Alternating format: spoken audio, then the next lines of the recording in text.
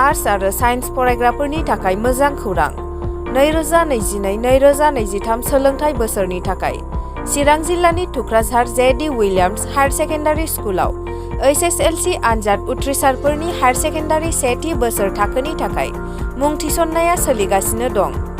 गोजौ सोलोंथाइ लानाय, रोंगौथि गोनां आरो मोजां फोरोंथाय होनो हानाय फोरोंगिरिफोरनि गेजेरजों बे फरायसालियाव सोलोंथाइ होनाय जायो। बे फरायसालियाव आलादा हौवासा आरो हिन्जावसाफोरनि थाखाय हस्टेलनि खाबु दं। गोग्गो आरो गुन गोनां सोलोंथाइ लानो थाखाय जे.डि. उइलियाम्स हायार सेकेन्डारि स्कुलाव मुं थिसननायनि खाबुखौ लादो।